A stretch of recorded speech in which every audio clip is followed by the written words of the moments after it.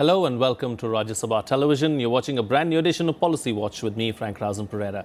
The AFSPA has been removed completely from Meghalaya and its area of operation in Arunachal Pradesh has been restricted to 8 police stations bordering Assam and 3 districts neighbouring Myanmar. The Armed Forces Special Powers Act, which empowers security forces to conduct operations, arrest anyone anywhere without prior notice, has been removed from all areas of Meghalaya from March 31st. The decision has been taken due to a significant improvement of security situation in the state. There have been demands from various organizations in the northeast as well as in Jammu and Kashmir for repealing the act, which they say gives sweeping powers to the security forces to act against civilians. In our first segment of Policy Watch today, we will take a closer look at the Armed Forces Special Powers Act and its impact. Joining me on the program today are Major General G.D. Bakshi, defense expert, Narain Pancholi, advocate and human rights activist, and Major General Ravi Arora, Chief Editor, Indian Military Review. Thank you to all my guests for joining me on this edition of Policy Watch. General Arora, I'd like to begin with you. What do you make of the Home Ministry's decision to revoke the AFSPA from Meghalaya? Simply stated, removal of Armed Forces Special Powers Act from Meghalaya now is a step in the right direction. Not because in Meghalaya insurgency may have gone down. There was hardly any insurgency in Meghalaya. We must understand that this act had been imposed there only in the border belt adjoining Assam because the Ulfa terrorists were taking sanctuary.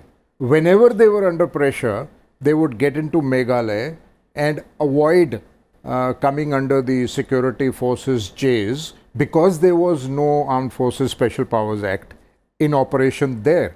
That is why it was declared almost 20 years ago in that 20-kilometer belt. This was subsequently reduced to 10 kilometers belt. And now that insurgency incidents, casualties have gone down in Assam and from the Bodo side also, there was no need to continue with this act. Within Meghalaya, yes, there was some sort of insurgency with some Garo and Khasi groups who wanted to protect their interests, and lately in 2014, they came under a common umbrella of Achik Revolutionary Front. But since 2014, there is a sort of a ceasefire going on. So there was no need to continue. I'm glad that this has been removed from there. Okay, all right. Ms. Pancholi, a step in the right direction as the General has just pointed out? You see, we human rights groups will always welcome this withdrawal of AFSPA from anywhere. In fact, we want AFSPA withdrawal from all the states wherever it is imposed. The fact is that in 1958, AFSPA was imposed to control the insurgency of Nagas. Nagas were the most powerful insurgent group at that time, and it was stated that only within 6 months we would overpower them. But it continued and Naga insurgency went on increasing, and when the government saw that they were not able to control them, for 40 years there were this terrible fight between Nagas and the Indian Army. So in 1997 they declared a ceasefire, they came to the talking table, and after that there was peace in Nagaland and surrounding areas, and now we are going to have a final peace with the accord. So this is the approach which we should talk to the insurgents that how we have dealt with the Naga, because this kind of approach, this jingoist approach, using our army on our own people, that is most degrading act of any nation can have. And there have been several demands. Even the committee, I think in 2004, which was set up by the then government on the status of this AFSPA, it also they gave a report that it should be repealed, and it should be repealed. Sure. All right. General Bakshi, let me bring you into the picture now. Has AFSPA, like is being pointed out by Mr. Pancholi, outlived its utility, and is it time for it to go? Look, from Meghalaya, I totally agree with General Ravi Arora. There was the need at the very instance was because of a spillover of the Assam insurgency into that area, and with that need having gone down, you have to go state by state. I do not agree with that blanket approach outlined by the learned advocate. You must understand that in J&K alone, 80,000 Kalashnikovs have been captured by the army. That means what has been sent in is over a lakh of Kalashnikov assault rifles. They do not grow in the apple orchards of Jammu and Kashmir. These have been sent in by Pakistan. You know, this is a massive level of violence. And to think that it can be handled by the same laws as you use to catch pickpockets is to dupe the country. And I think it's a very shameful thing to do. You know, because it is incorrect, it is wrong. General So much Bakshi, just hear me out. bloodshed and A quick violence has counter. taken place on Pakistani instigation. The Chinese were supplying arms. General Bakshi, just hear me out. Sorry? Just a quick counter, and then you can respond to Then that. what do you do in such cases? No, just a quick question. You know, there are several allegations, several reports of the AFSPA being misused by the armed forces. You know, what about that?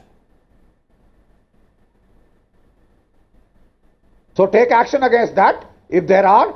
You know, when I was in J&K, we had approximately 2,780 accusations of human rights violence. When these were put before our Human Rights Commission, it found 97% of them to be false. Against the balance 2.5%, we took stringent action. You don't throw the baby out with the bathwater. Okay. You don't disarm yourself against everybody who picks up arms to constitutionally overthrow the constitution of this state, to overthrow the government of this state. Right, You point can't taken. put down your arms, surrender, and only reduce yourself to talking. All the talks have succeeded because military pressure was put on these groups. You know, these so-called taken. Mr. do-gooders that Pancholi we wants to must respond to what disarm you're the saying. nation. We must become Hold that Gandhian. thought. I'm sorry to cut you 1 short, lakh, Mr. Bak. 1 lakh General bloody Bakshi, I'm sorry to cut you AK-47. short, but Mr. Pancholi has a counter, and then I'll go across to the other general as well. You Yes. see, this kind of approach with Bakshi. Mr. Bakshi has been propagating. It is going on since January 1990 when Mr. Jagmohan was there, and Kashmir was given all over to the army in 1990, and we have visited several times as a human rights group at that time. And since 90, this kind of approach, capturing terrorists, capturing this rifles, all this, how long you will go on? So many years, I think, how many years from 90 to this, more than 37 years. So, this will go on. There is a real problem. It is a political problem. It has to be approached politically. You cannot win over, you cannot settle Kashmir, you cannot curtail this insurgency by this military approach. It has to be political approach. Sure. There is a problem. Sure. General Bakshi, I'm just going to come to you. Before that, let me get General Arora's point of view, and then I'll come back to you. You can respond to what Mr. Pancholi has just said. General Arora, has AFSPA outlived its utility? Is it time to go? Is political solution the only way forward? No, you can't say it's outlived its utility. It is there for a purpose. It doesn't have a use-by date. As long as the situation is not within the scope of the police forces to handle and the army is required, then army can only operate in disturbed areas where the Armed Forces Special Powers Act is in place. They cannot operate otherwise. They do not have the constitutional mandate to yes. operate otherwise. So, but as and when the situation improves, and it has happened, the whole of Mizoram, there is no AFSPA. It had insurgency there. In the whole of Tripura removed it last year. AFSPA is not in place. So Arunachal where Pradesh the too. situation improves, the army is withdrawn. The areas which have been declared disturbed are also, the Disturbed Areas Act is removed. So it's not a question of length of time. As long as the militants and these terrorists have to be handled, yes, the political approach should go not only hand in hand, but when the situation is ripe, the political process must set in. But the political process must set in from a position of strength, not when we are weak. Okay. Okay, point taken. You know, General Bakshi, how much of an impact has the Armed Forces Special Powers Act had on insurgency over the years? My dear sir, if the Northeast is with you, if Jammu and Kashmir is with you, it is because of AFSPA. The world over, no insurgency has been controlled in less than 30 to 40 years. So all this, it is going on for 40 years despite AFSPA, because of AFSPA. You see, what I am against is this blanket, kind of a demonization of the armed forces and the AFSPA. Firstly, the armed forces do not go to these areas for tourism. They are sent there by the government when the situation is out of the control of not only the police, also the paramilitary forces. You firstly use us, and then you want to demonize the armed forces, you want to give them bad names. As General Arora has very rightly said, where the situation has become normal, we are very happy to be out of there. We are not mad that we would like to, poke our nose in everywhere and get our boys killed. The fact of the matter is, when the situation so demands it, then the army has to be used. It is the last resort of the government. You can't surrender. And if you think that by talking it could have been solved, then the police would have handled it. The paramilitary forces would have handled it. When they all failed, you call the army. Sure. When the Pakistanis that's a very valid point that you're making. Machine Bakshi, guns, I'm going to take the point that you're making to Mr. Pancholi, grenades, because it's a very valid point that you're making. Sorry to cut you short there. Mr. Pancholi, that's a very valid point. See, at the end of the day, it's not a tourism exercise for the military. The army is going into a very difficult situation to try and control a problem that is being caused. Yes, army is feeling very bad about it, the way they are being used. And there have been voices from the army. Several army generals have said that you are misusing the army. Please, it is a political problem, settle it. They have called. Recently also I think General Ved or somebody said that it is a political problem. Why they are not solving it? Now, he said, now I tell you the one example, that how the corruption is going on, how draconian measures are being used by the army unlawfully. Bluebird operation of 1987 in Manipur. 27 persons were killed, women were raped by the Assam Rifles, hundreds of homes were set on fire, and people were tortured. Nandita Haksar, leading advocate, she took up this case. They fought that case for those people. Hundreds of people give evidence in the court. For 5 years the case went on, and it was reserved for judgment from 92, and the army was exposed. Till now judgment has not come. You can imagine what is the reason. Okay. General Arora, let's take the discussion forward. Let's keep the heated arguments aside. Let's take the discussion forward. In days to come, can we see the AFSPA being revoked completely, repealed completely from the Northeast? I can tell you with conviction that there has been improvement in Jammu and Kashmir. There has been improvement in Manipur. There has been improvement in Nagaland. Definitely you are going to see, if the political process is put in place and it makes some progress, you are going to see selective withdrawal of AFSPA from certain districts. There is no doubt about it, because figures speak for themselves. In many areas, insurgency and casualties are down by more than 85%. But it cannot be withdrawn from those areas which are still the hotbeds, where you could say some kind of recruitment is going on, arms are being brought in, and the terrorist operations are going on at a good pace. So, but I'm sure there is definite improvement, and I think the Chief of the Army Staff recently has hinted that in certain areas the situation has improved, so the government must initiate a political process. Sure, all right. A quick closing comment from General Bakshi. Look, a 5-member bench of the Supreme Court of India, they were asked to go into the constitutional validity of the Armed Forces Special Powers Act, and they upheld its constitutional validity, and they said it needs to be made stronger. They gave the army the right to retain the weapons captured till the case is over. All right? So let's not question the supremacy of the Supreme Court in this country. I would like to tell that to my learned friend. Okay. The All right. armed forces are called in as a last resort when the situation is bad. Once the situation is improved, we are the first people who would say, thank you, please let us go. But the fact is, before a premature withdrawal causes much more harm than good.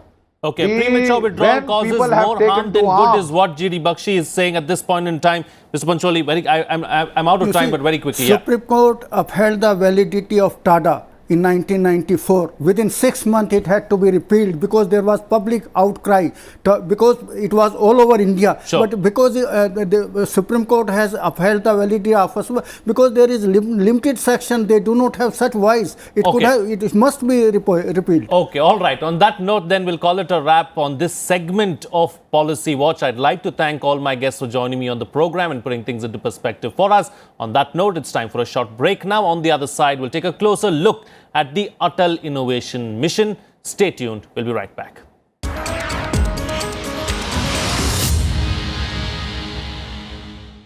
Welcome back. You're watching Policy Watch with me, Frank Pereira.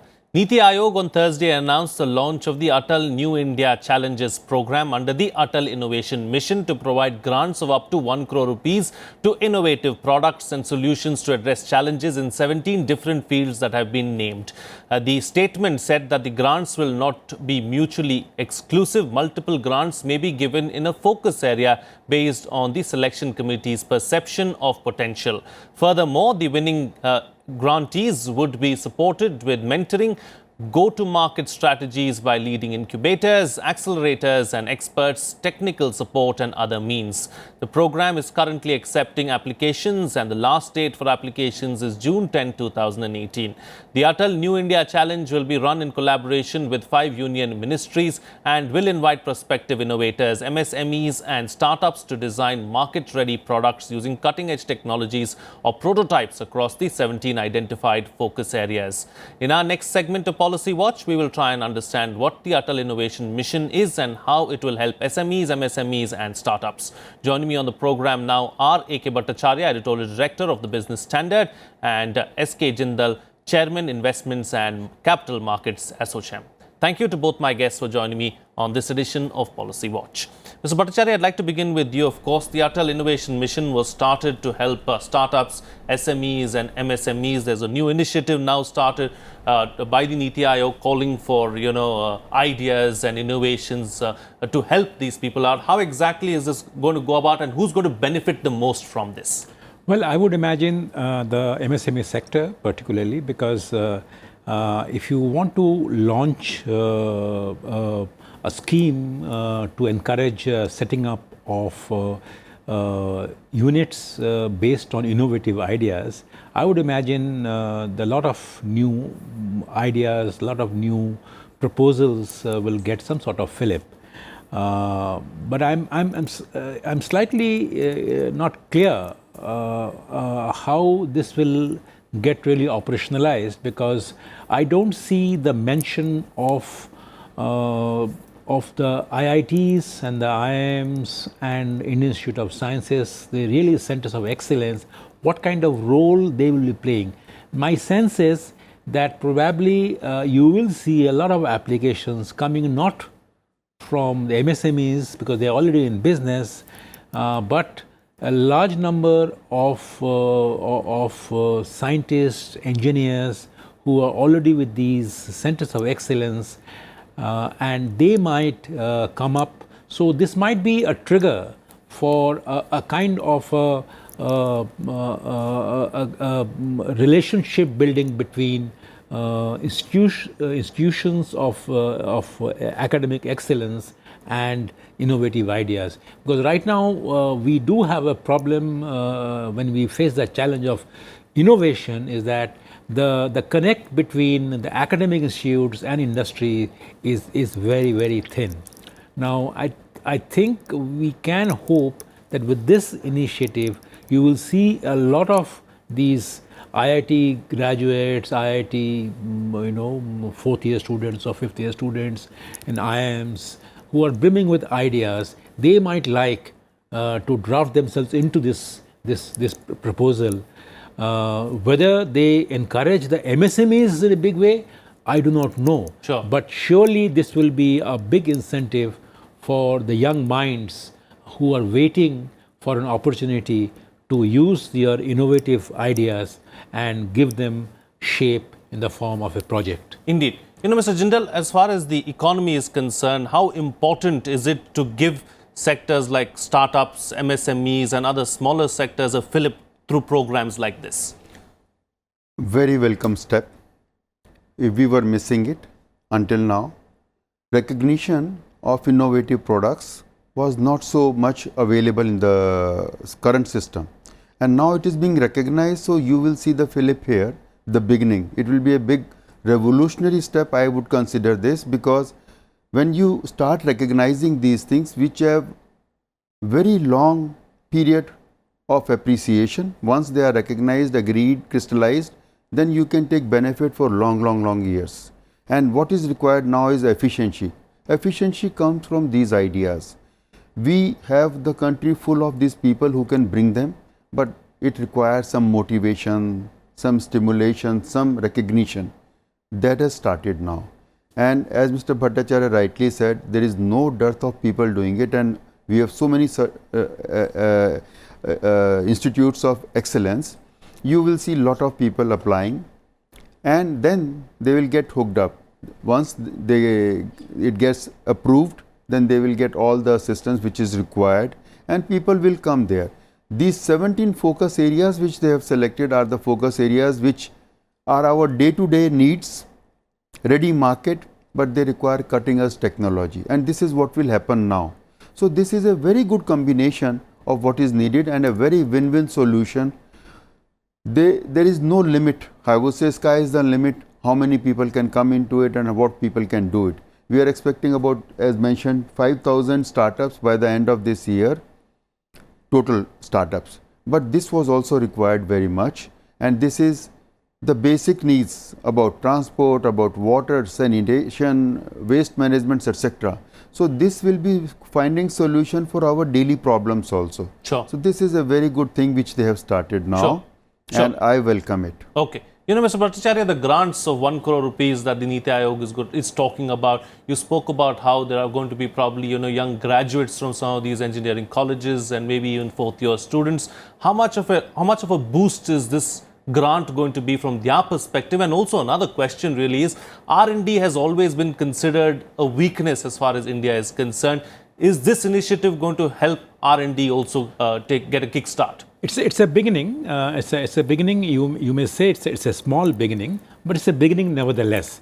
The point that you raised about what happens to the IIT graduates in terms of an incentive for them, the scheme being an incentive, is a very valid issue. Because what is happening so far is that every innovation that you talk about can lead to a startup, but not every startup is an innovation. So I think what you will see is this, that innovative ideas which are being nurtured in these centers of excellence probably will get an opportunity to express themselves in the form of a startup. Right now, what is happening is there may be some good ideas, and many of these institutes that I refer to may be lacking in funds. So I would really be happy to see if this integration, this collaboration between the government and these institutes of excellence like Indian Institute of Science and Indian Institute of Technologies can actually translate itself into a stronger bonding, and an institutional mechanism is created by which these institutes actually keep getting funded. Otherwise, what is happening is that you have innovation. It is not that this country lacks innovation, but I think to convert that idea of innovation into a winnable proposal in the form of a startup is what is a problem. So in the US, you have created a wonderful ecosystem in Silicon Valley, right, where the integration and the connection and the synergies between the universities there in that zone and the industry is strong, and you have got the Silicon Valley, you have got Stanford University, Sure. you have got California, It's a Berkeley. well-integrated system. So I think if this Atal innovation mission and its proposal of 1 crore to this thing can be restructured in a way that the Indian Institute of Technologies and Indian Institute of Science, and there are many other second-tier engineering institutes now really going up and trying to be there, can be, catalyze this body of young, their efforts can be catalyzed into helping in creating an ecosystem which can lead to innovation, which can be translated into a startup. Sure. Do we need to change the system itself? When I say system itself, Mr. Jindal, is normally students only think of getting a job once they finish their graduation, once they pass out of some of these big colleges. Nobody thinks of, innovative ideas to start something by themselves because they believe that they lack the funds or anything else that comes along with it. Do you believe that this initiative is going to help them to think out of the box and come up with new ideas? And do we need more such initiatives? Exactly. You see, what is the power of US? They make maximum innovations all over the world. They are number one. Second, they nurture them, they nourish them, and then they become, they get strength out of it. We were lacking that. In India, a new person, a young person, he comes with an idea, nobody believes him easily because that ecosystem was not there. Now that ecosystem will start and come into place with this Atal thing, this mission, it will come in, and now people have started thinking in terms of the need of it. Right. That we need innovation, we need to nurture it, we need to mentor it, we need to support it. This system, this is the whole ecosystem they are creating, Sure. which was lacking earlier. What was happening? If somebody is doing something, other person will imitate it. That's all. Innovation, they will say, we are not equipped for that. But now, giving fillip to that and giving strength and support to that, this will start happening. Sure. And we will see more innovations. People will go more into innovative ideas rather than staying in the old ideas and old technologies. So this may change the whole vision and whole perception of India. This is the beginning of that change. I look at it from that point of view. Okay. All right. On that note, then I'll have to call it a wrap on this edition of Policy Watch. I'd like to thank both my guests for joining me on the program and putting things into perspective for us. That's it from me. See you again next time.